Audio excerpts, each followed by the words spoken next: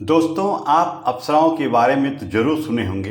अप्सरा स्वर्गलोक में हुआ करती थी और इंद्र के दरबार में उनका मनोरंजन किया करती थी। इंद्रलोक की सबसे सुंदर अप्सरा का नाम था उर्वशी। कभी कभी इंद्र इन अप्सराओं का प्रयोग कूटनीति के रूप में किया करते थे। जब कोई तपस्वी या कोई साधु या कोई भी संत तपस्या करते थे, तब उनके तपस्या को भंग करने के लिए यह अप्सराओं का प्रयोग किया करते थे। आज हम आपको देवलोक की सबसे सुंदर अप्सरा उर्वशी के बारे में बताने जा रहे हैं। उर्वशी का जन्म कैसे हुआ और वह पृथ्वी लोक पर एक राजा के ऊपर कैसे मोहित हो गई, आज हम इसी कहानी को आपको सुना रहे हैं। पौराणिक मान्यताओं के अनुसार विष्णु के अवतार नर और नारायण हिमालय में तपस्या कर रहे थे। इंद्र को अपना सिंहासन डोलने का डर सताने लगा। उन्होंने नर और नारायण की तपस्या भंग करने के लिए कई सुंदर अप्सराएं उनके पास भेजी। हालांकि वे नर और नारायण को मोहित नहीं कर सकी। इसके उलट ही नारायण ने अपनी जंघा से एक नई सुंदर अप्सरा को पैदा कर दिया। इसी अप्सरा का नाम उर्वशी पड़ा। यह अप्सरा उन्होंने इंद्र को दे दी। उर्वशी ने इंद्रलोक की खूबसूरती में चार चांद लगा दिए। उसकी अदाओं से इंद्र मोहित हुआ करते थे। एक बार इंद्र के दरबार की एक सुंदर अप्सरा उर्वशी स्वर्ग की जिंदगी से उब गई थी और कुछ समय के लिए धरती पर सैर करने के लिए आ गई। उर्वशी को स्वर्ग से ज़्यादा पृथ्वी लोक की जिंदगी अच्छी लगने लगी। कुछ दिनों तक पृथ्वी पर रहने के बाद उर्वशी को स्वर्ग लोक लौटना था। उर्वशी अन्य अप्सराओं के साथ स्वर्ग को लौट रही थी।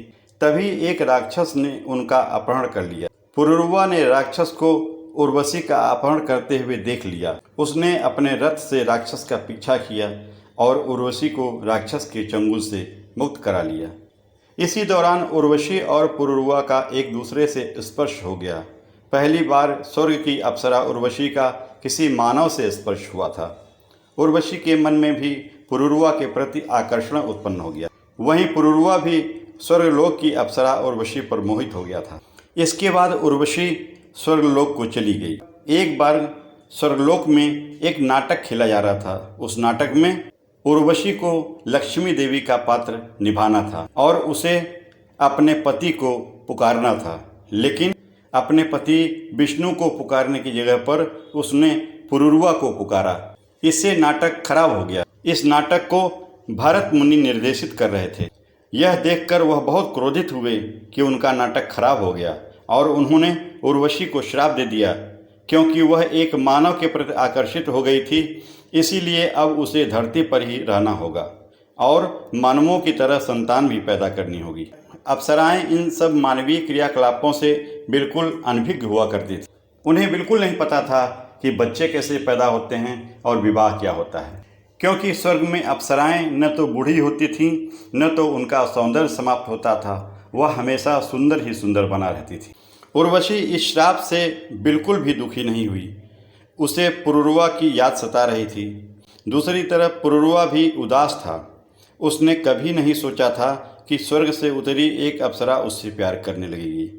पुरुरवा की कोई संतान भी नहीं हो रही थी। इसी समय उर्वशी पुरुरवा की खोज करते हुए धरती पर पहुंची।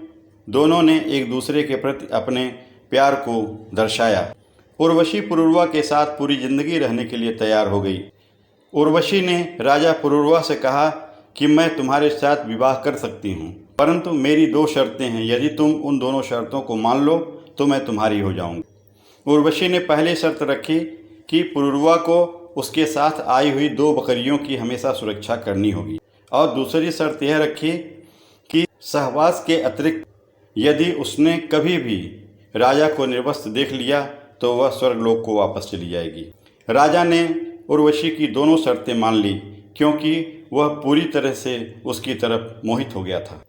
यह सब घटनाक्रम देखकर स्वर्गलोक में देवताओं को ईर्ष्या हो रही थी। उर्वशी और पुरुरवा के बीच का यह प्रेम उनसे बर्दाश्त नहीं हो रहा था। उर्वशी के जाने के बाद स्वर्ग में देवता उदास रहने लगे, क्योंकि उनका मनोरंजन करने के लिए उर्वशी वहाँ नहीं थी। देवताओं ने उर्वशी और पुरुरवा को अलग करने के लिए एक योजना बनाई। एक रात गंधर्वों ने उर्वशी की बकरियों को चुरा लिया। जब बकरियों की आवाज़ उर्वशी ने सुनी तो उसने राजा से उन्हें बचाने के लिए कहा। उस दौरान पुरुरवा निर्वस्त्र थे। बकरियों को बचाने की जल्दी में वह निर्वस्त्र ही बाहर निकल गए। इसी समय देवताओं ने स्वर्ग से बिजली चमका दी और उजाला कर दिया। इस उजाले में उर्वशी ने पुरुरवा को निर्वस्त्र देख लिया। शर्त टूटते ही उर्वशी स्वर्गलोक को चली गई और राजा पुरुरवा और उर्वशी की प्रेम कहानी का यहीं अंत हो गया। दोस्तों, आपको यह कहानी कैसी लगी कमेंट करके जरूर बताइएगा। मिलते हैं आपसे किसी और कहानी में, तब तक के लिए नमस्कार।